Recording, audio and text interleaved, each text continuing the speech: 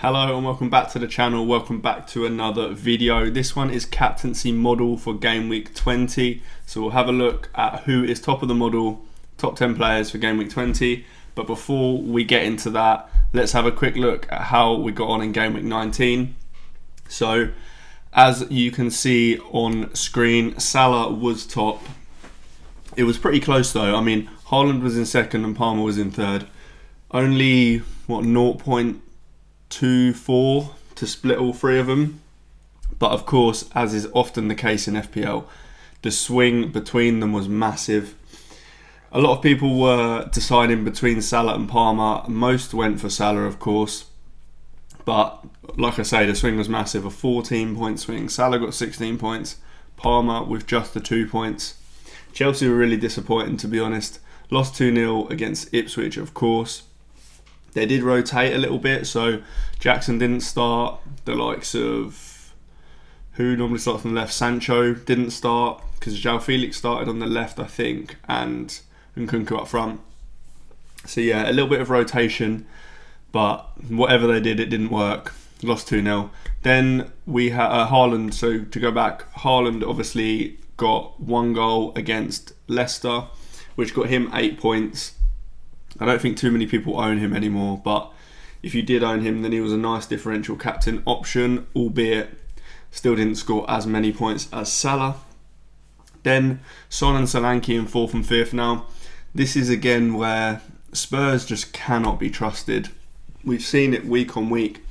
They'll go in with like 5-0 against a team where a load of their players, usually all but one of their attackers, get massive points hauls. And then whenever you think they've got an easy fixture, like against Ipswich, against Crystal Palace, they then go and do absolutely nothing. Son with 0 points, Solanke with 2. They just can't be trusted in these easy fixtures, or to be honest, any fixture. So yeah, both blanked there. Then we had Eze with Southampton at home, obviously an unbelievable fixture. Kind of disappointing. Not Eze himself, of course. Eze got 10 points, he got a goal and some bonus points to get himself 10 points in total. The disappointment came with the other players, really. The likes of Mateta, Sarr, Munoz, all blanked, albeit they actually all had plenty of chances to score or assist. So underlying number-wise, it isn't too bad, but yeah, it's just a bit unlucky for those that owned anyone apart from Eze in their teams from Palace. Then Alexander Isak continues his goal scoring form. He scored 1 goal against Man United. Man United honestly seem like a team to kind of target at the moment. I mean, they've lost their last 3 games against Bournemouth, 3-0 I think it was. Then Wolves 2-0. And then they lost against Newcastle as well without scoring. So they're conceding a fair amount of goals and they're not scoring any either. A lot of people had Lewis Hall in their team. I had him last on my bench. So those 12 points I don't get, unfortunately. But I did have Isak, I did have Eze, so can't complain. Odegaard hasn't played yet. I'm recording this on Tuesday. Arsenal play on Wednesday evening. So we don't know how he got on, but I couldn't wait until after the game to record, unfortunately. So we're just going to have to wait and see on that one. And then 2 really nice, kind of almost differential points hauls here. Trent Alexander-Arnold with 15 points. He got a goal, a clean sheet, and I think he took all 3 bonus points. He has looked so dangerous for a while now. So it is absolutely no surprise that he came up with a haul after all of this time. There's been weeks where he's looked brilliant and not got anything, like last week, to be honest. So the people that own Trent have now been rewarded. And then Watkins was always a good option, given that Duran was suspended for this game. So Watkins was almost definitely going to start. He managed a goal and an assist and got 12 points. Obviously, that Morgan Rogers was the other side of that. He got a goal and an assist. They were both involved in both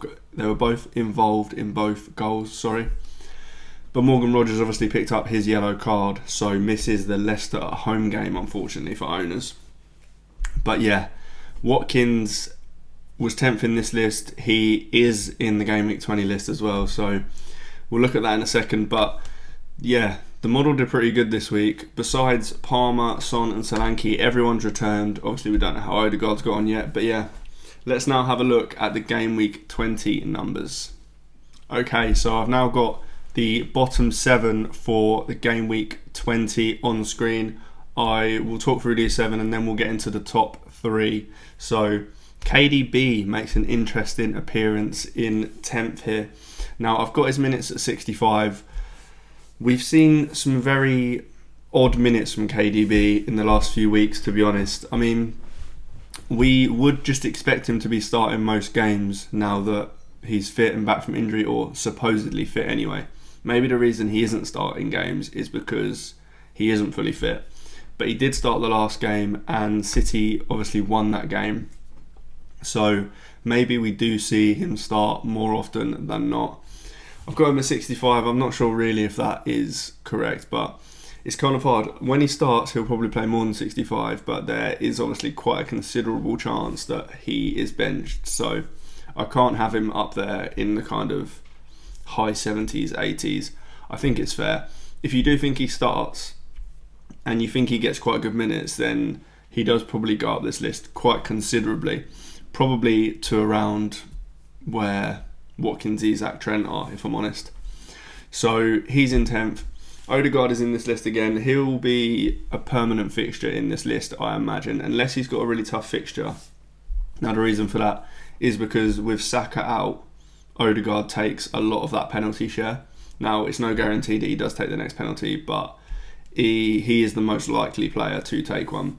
We've seen Havertz take one before. We've seen other players, I think, as well take one before, but I mean, Jorginho, when he's on the pitch, could take one, but he's not on the pitch as much at the moment.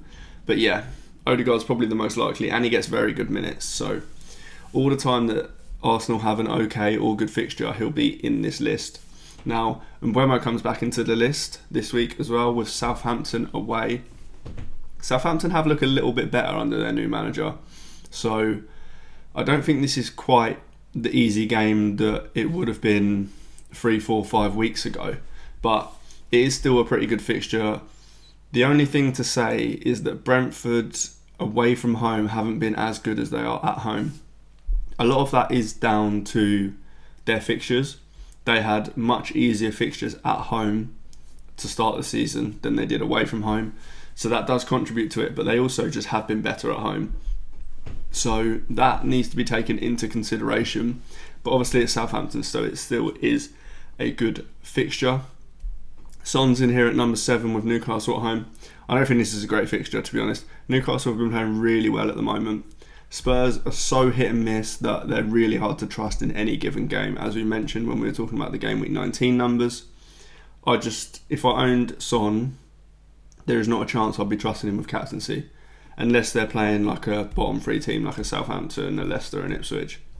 I just can't trust that any Spurs player will do well in any given game, even though most of the time it is likely that they will. But again, Newcastle haven't conceded a goal in quite a few games now, so I certainly wouldn't be captaining him. But according to the model, he is in 7th. Then we have Trent in 6th. That is pretty high. I mean, Man United at home, the fact it's at home is one reason that he's so high in this list.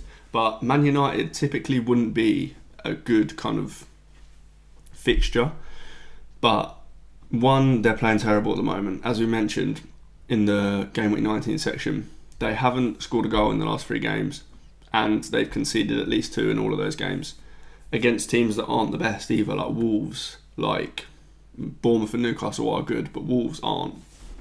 So understandably it's a good fixture, and to be honest, all of the last times that Liverpool have played Man United, they have absolutely ruined them. So it makes sense that he is quite high up this list. Isak will be high up this list again for quite a long time, I imagine. Tottenham away. Tottenham are an absolute mess defensively at the moment. They've got so many injuries. Vicario is out. Van der Ven is out. Romero's out. And I think Dragusin is out. So I don't think they've got any centre-backs at the moment. Wolves made it look easy to get past them at the weekend. So I doubt Newcastle will have any trouble, to be honest. The fact that it's away, I think makes absolutely no difference as well. I think if it was a home game, Isak would be even higher, just because some of the things that go into this model are like market odds, and markets always tend to prefer home games, which makes sense generally. But the way that Tottenham are defending at the moment, I don't think that does matter too much. So yeah, Isak, fantastic fixture. Watkins, as we mentioned before, I've got him at 83 minutes now.